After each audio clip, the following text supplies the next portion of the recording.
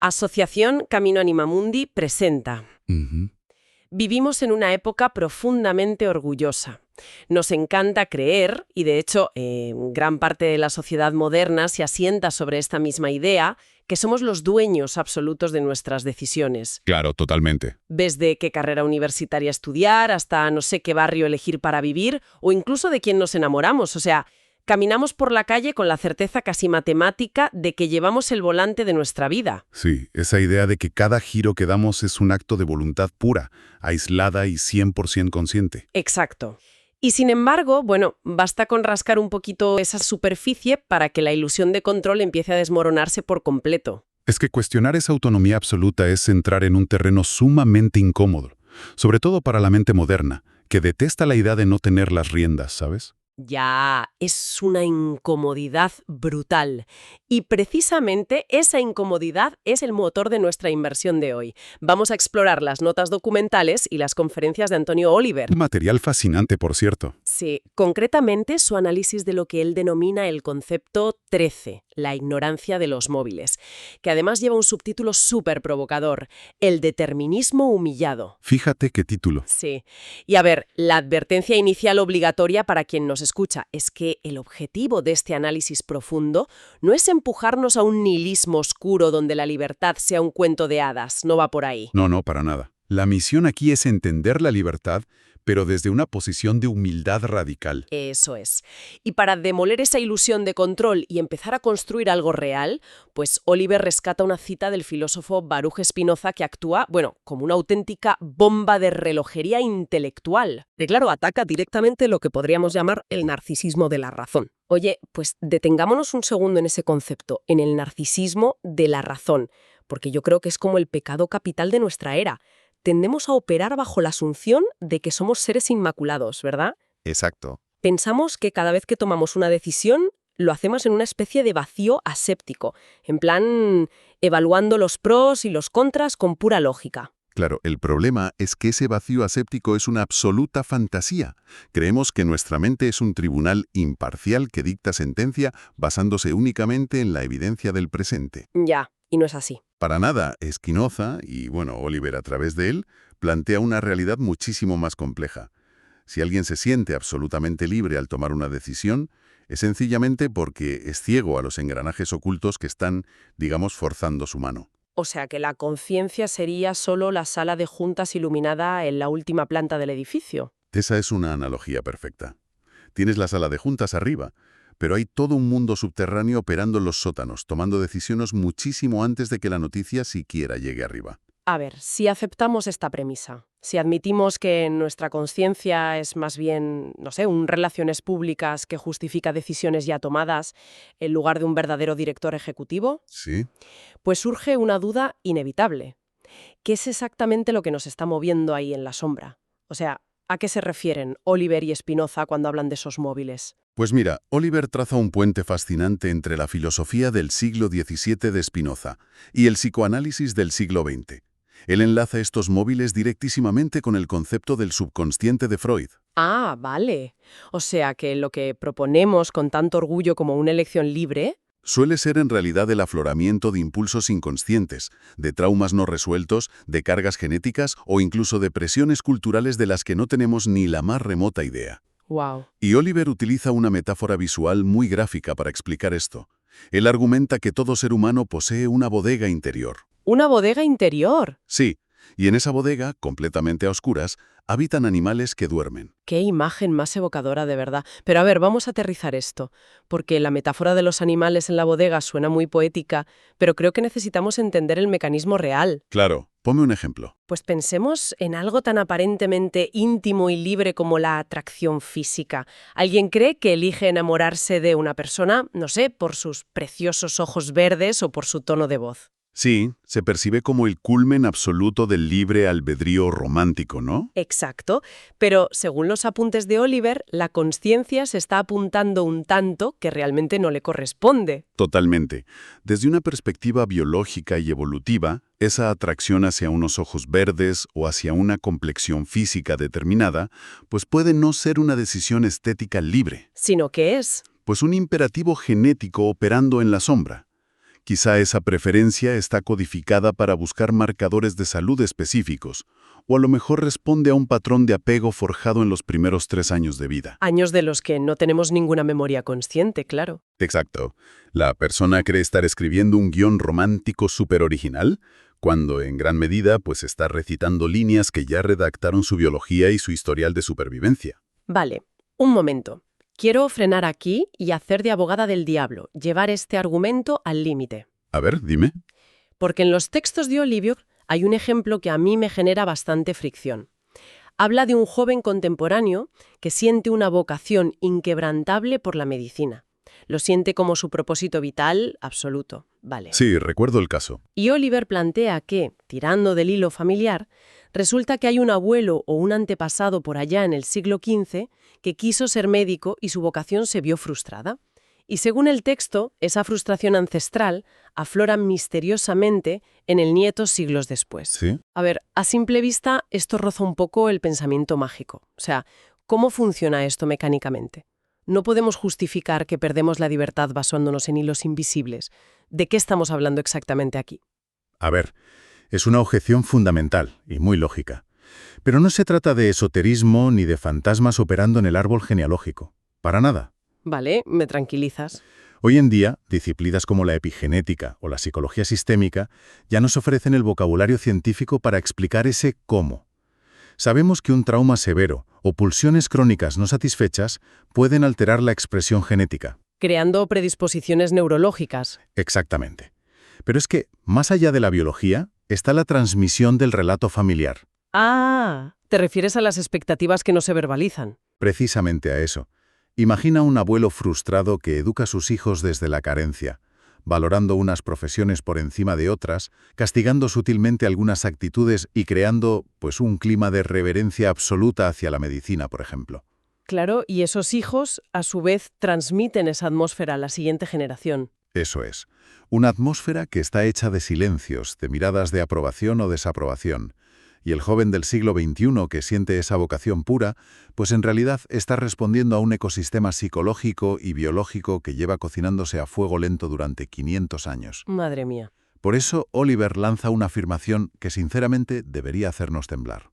Él dice, el hombre es su pasado. El hombre es su pasado. Ostras, es una sentencia demoledora. Significa que no somos un lienzo en blanco ni una flor que brota milagrosamente en medio del asfalto. Para nada. Somos el último eslabón visible de una cadena inmensa de causas, de miedos, migraciones, hambrunas, deseos, que se remontan ininterrumpidamente hasta el Paleolítico. Llevamos la memoria de miles de generaciones circulando por el torrente sanguíneo literal. Está esculpida en nuestras reacciones más automáticas. Ya. Pero aquí tengo que volver a intervenir, porque siento que nos estamos asomando a un precipicio conceptual bastante peligroso. A ver.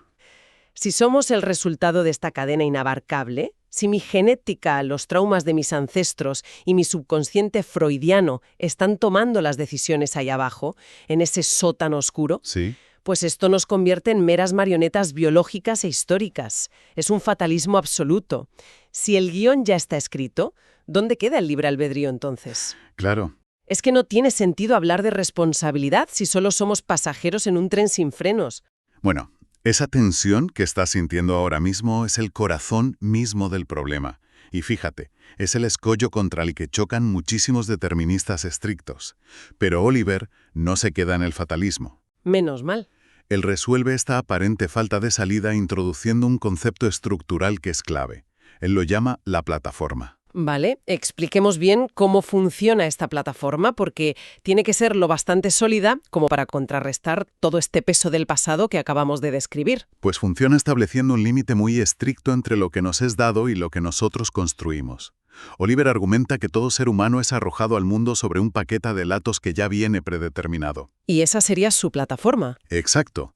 Piensa en las variables iniciales. Nadie elige a sus padres, nadie elige su código genético, ni su predisposición a ciertas enfermedades, por ejemplo. Claro, ni eliges nacer en España en el siglo XXI en lugar de la estepa mongola en el siglo XIII, ni el estrato socioeconómico de tu infancia. Nada de eso. Hasta ahí estamos de acuerdo. De la plataforma hacia abajo, es decir, todo lo que conforma la base material e histórica al territorio de la elección, es cero.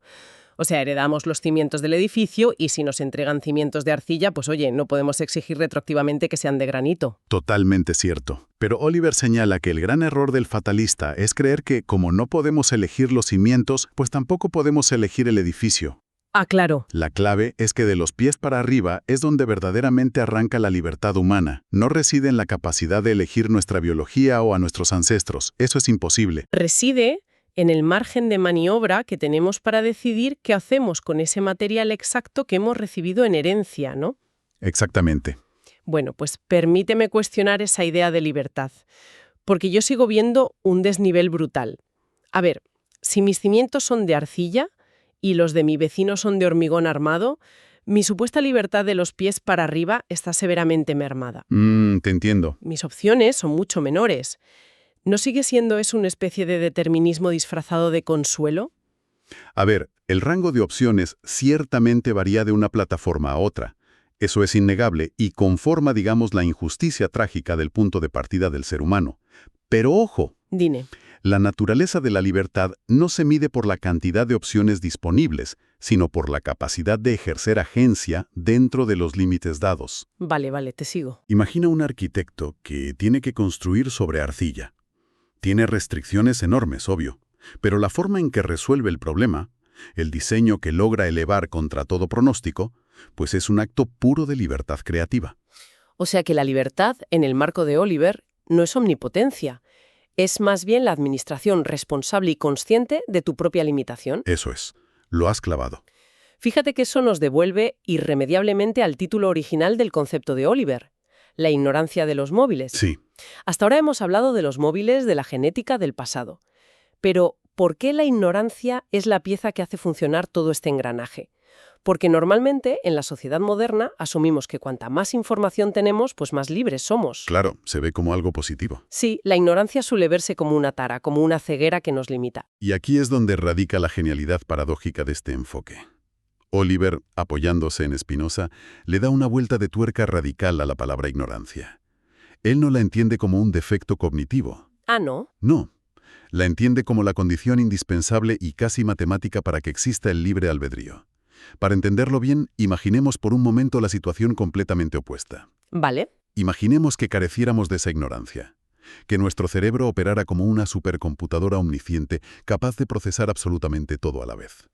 O sea, una máquina que conoce cada imperativo genético, cada trauma histórico en mi árbol genealógico, el movimiento de cada neurona en mi cerebro y todas las variables atmosféricas y culturales de este preciso momento. Todo. Absolutamente todo. Wow.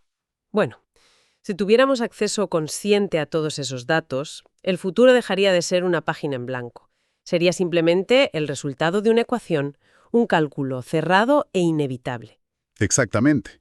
Si no hubiera ignorancia, si nuestro procesamiento consciente no fuera un cuello de botella tan limitado, pues veríamos con una claridad aterradora que las variables presentes solo pueden dar lugar a un único resultado futuro lógico. Claro, no habría alternativas. Solo habría una opción posible, dictada por la colisión de todos esos factores. En un escenario de conocimiento y transparencia absolutos, la libertad se evaporaría por completo. Seríamos prisioneros de nuestra propia omnisciencia, meros observadores de un mecanismo de relojería impecable. Eso es. Qué planteamiento tan contraintuitivo y tan brillante a la vez. O sea, es precisamente nuestra miopía el hecho de que nuestra consciencia no puede abarcar la inmensidad de los engranajes que nos empujan, lo que abre una brecha en la física del universo. Totalmente. Al no conocer el resultado final de la ecuación, nos vemos casi obligados a actuar como si la escribiéramos nosotros. Ese espacio de incertidumbre es nuestro verdadero terreno de juego. Es la fricción que nos permite deliberar, dudar. Equivocarnos de manera estrepitosa y, sobre todo, arriesgar. Eso es. La ignorancia del futuro y de la totalidad de nuestros propios condicionantes es como una neblina que permite que exista el albedrío. Es un equilibrio extraordinariamente fino. Ya lo creo. Y operar bajo esta comprensión nos exige navegar entre dos precipicios en los que es la verdad facilísimo caer. Por un lado, debemos rechazar de plano la irresponsabilidad victimista. Claro. Claro, porque si alguien abraza a medias esta filosofía, podría caer en la tentación de decir, bueno, ya hemos establecido que el animal de mi bodega freudiana y la frustración de mi abuelo están al volante, así que me lavo las manos. Exacto. Si cometo un acto terrible, la culpa es de mi genética y de mi plataforma. Pero Oliver cierra esa puerta blindada, ¿verdad? La cierre con candado. Conocer la existencia de la plataforma no te otorga un comodín para justificar la inacción o para hacer daño a otros. Todo lo contrario. A ver. Si sabes que tienes una inclinación violenta heredada, tu deber moral de ejercer esa libertad de los pies para arriba para dominarla es aún muchísimo mayor. Claro. No puedes culpar al material de construcción si decides levantar un edificio ruinoso con tus propias manos. Qué buen punto. Y el precipicio del otro lado sería el fatalismo paralizante que mencionábamos antes, ¿no? Esa idea de que, bueno, como el pasado me condiciona, mejor me siento en el sofá a esperar. Eso es. Oliver propone una libertad muchísimo más seria y pesada.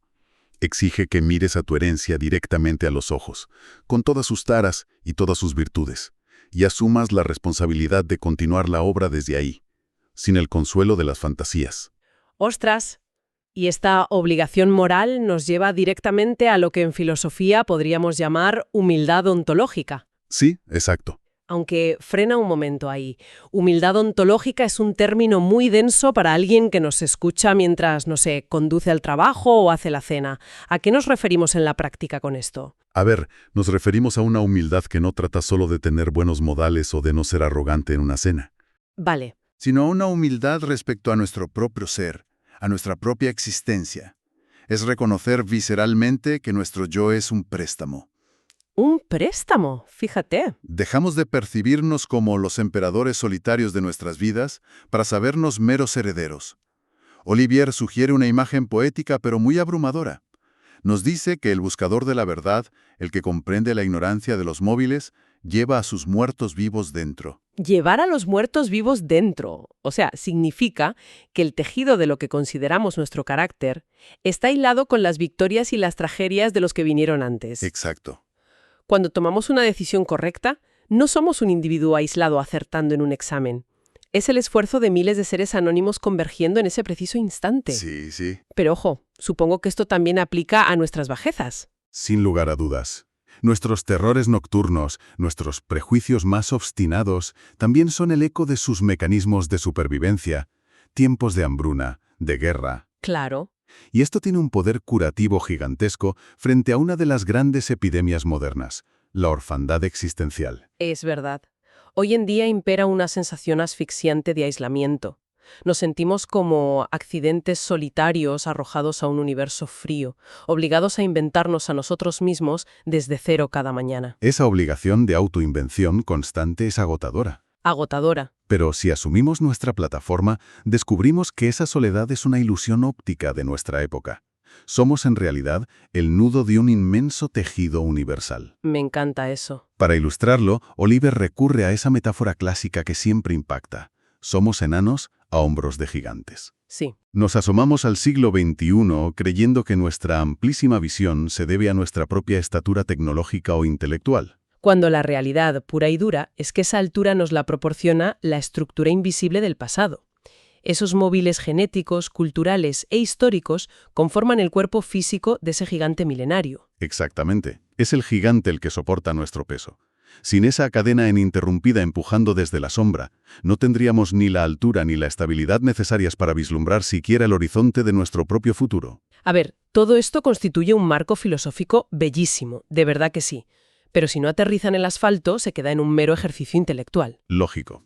Si mañana por la mañana yo salgo a la calle con esta nueva perspectiva de la ignorancia de los móviles y acepto que mi libertad empieza de los pies para arriba, Sí. ¿cómo se transforma mi experiencia cotidiana? ¿Cómo se traduce esto en hechos? Pues mira, se traduce en primer lugar en una revisión completa de cómo examinamos nuestros propios arranques emocionales. Ponme un ejemplo cotidiano. Pues fíjate, un atasco de tráfico a primera hora. Un coche se cruza sin poner el intermitente y tú experimentas un arrebato de ira desproporcionado, de esos que te alteran el pulso durante horas. Uf, sí. Y el análisis superficial ahí es culpar exclusivamente al conductor que se cruzó, porque es la causa inmediata. Claro. El narcisismo de la razón nos dice que nuestro enfado es una respuesta lógica y matemáticamente equivalente a la infracción que acabamos de presenciar. Exacto. Pero si aplicamos el concepto de Oliver, antes de emitir esa condena rápida o antes de flagelarnos por perder los nervios, deberíamos hacer una pequeña pausa reflexiva y preguntarnos, ¿cuánto tiempo lleva este enfado fraguándose en la oscuridad? ¡Ostras! Quizás esa explosión no tiene absolutamente nada que ver con el tráfico. Ah, no. Quizás es un mecanismo de defensa forjado en una infancia donde no se te permitía expresar vulnerabilidad, o es el remanente de una época de estrés brutal. O sea, ¿es el animal de la bodega que ha sentido una amenaza simbólica y ha despertado de golpe? Eso es. Entender esto evidentemente no te exime de pedir perdón si has gritado a alguien, pero cambia el enfoque. Pasas de la simple culpa destructiva a la comprensión de tu propia maquinaria. Y fíjate, al comprender tu maquinaria, también ganas una capacidad de compasión monumental hacia los demás. Por supuesto. Porque si entiendes que tus propias reacciones son muchas veces el rugido de la bodega, te das cuenta de que el vecino insoportable o el jefe autoritario también son rehenes de sus propias plataformas, historias de las que tú además no tienes ni la más remota idea. Totalmente. Y la segunda gran aplicación práctica es una reevaluación urgente del respeto a la herencia. Estamos inmersos en una cultura que está obsesionada con la novedad, una cultura que cronifica el desprecio por todo lo antiguo. Sí, tachándolo de obsoleto por sistema, ¿verdad? Exacto. Oliver nos exige girar la cabeza y mirar hacia atrás con reverencia.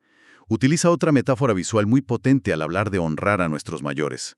Él dice que el esfuerzo, el trabajo agotador de sol a sol, las privaciones y las lágrimas de los ancestros son, de forma literal, el carbón que echaban a la caldera, para que el tren de tu vida tenga hoy la presión de vapor suficiente para seguir el movimiento. Madre mía, qué bonito. Es decir, cada oportunidad educativa, médica o social de la que disfrutamos hoy y que damos por sentada la mayoría de las veces, Sí. fue pagada con el desgaste físico y emocional de alguien más en esa inmensa cadena. Vivimos a crédito del sudor de nuestros abuelos. Y reconocer esa deuda vital creo que, la verdad, nos cura de mucha de la arrogancia contemporánea. Nos cura muchísimo. Y finalmente, hay una tercera aplicación práctica que es clave para nuestra salud mental. La aceptación serena y madura de nuestros propios límites. Totalmente. Es la conclusión lógica de entender nuestra plataforma. Hay una cantidad inconmensurable de sufrimiento existencial en el mundo actual.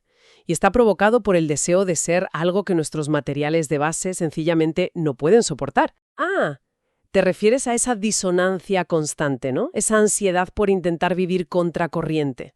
Como alguien que se tortura y se siente un fracasado porque su naturaleza profunda encajaría, no sé, en una vida contemplativa rural en el siglo XVII. Sí, pero claro, su plataforma real es un piso pequeño en una megaciudad capitalista del siglo XXI. Esa guerra constante contra la época, contra el propio cuerpo o contra la neurobiología. Tal cual lo describes. Luchar contra los cimientos que te han tocado es un desgaste de energía inútil que anula cualquier posibilidad de construir hacia arriba. Ya. La meta, desde esta filosofía que propone el concepto 13 de Oliver, no es fantasear melancólicamente con otra plataforma. La misión es convertirnos en los mejores hombres y mujeres del tiempo específico que nos ha tocado habitar. Claro. Es abrazar nuestra época y utilizar con destreza, con valentía y con muchísima responsabilidad los materiales exactos que la historia nos ha puesto en las manos, ni más ni menos. Bueno, es un viaje mental verdaderamente transformador el que nos propone Antonio Oliver con todo esto. Fíjate que hemos empezado recibiendo el duro golpe de desmontar el espejismo de nuestro control absoluto. Sí, ha sido intenso. Hemos tenido que asomarnos a nuestra propia bodega interior, reconocer los engranajes ocultos de la biología y aceptar el peso, a veces, asfixiante del pasado. Así es. Hemos transitado por el vértigo de sentirnos completamente determinados para al final, fíjate, comprender la paradoja milagrosa, que es justamente nuestra ceguera ante todos esos factores la que nos permite la duda, el riesgo y el ejercicio del libre albedrío. Terminamos aterrizando en una libertad mucho menos ruidosa, más humilde, sabiendo que nuestro poder real no reside en elegir los cimientos, sino en el trabajo artesanal de construir de los pies para arriba. Qué buen resumen. Y para cerrar esta exploración profunda, me gustaría dejar flotando en el aire una última semilla. Una idea que se deriva de todo esto y que creo que merece ser pensada en silencio por quien nos escucha. Adelante. Si realmente somos el punto de convergencia biológico e histórico de miles de generaciones, si verdaderamente somos enanos a hombros de gigantes, quizá debamos darle la vuelta a nuestro concepto moderno del progreso y la innovación. Interesante. Tal vez nuestros actos de rebeldía más grandes, nuestras ideas más audaces, o esas empresas que creemos que rompen todos los moldes, no sean en absoluto una ruptura con el pasado. Quizás sean, asombrosamente, la manera en que nuestros ancestros, operando a través de nuestras manos, logran por fin encontrar la solución a las preguntas que ellos tuvieron que dejar a medias por falta de tiempo o de herramientas. Wow. Así que la pregunta queda abierta. ¿Qué sueño inconcluso, qué anhelo frustrado de hace 5 siglos estás a punto de hacer realidad mañana por la mañana, completamente sin saberlo? Y quiero animamundi.org.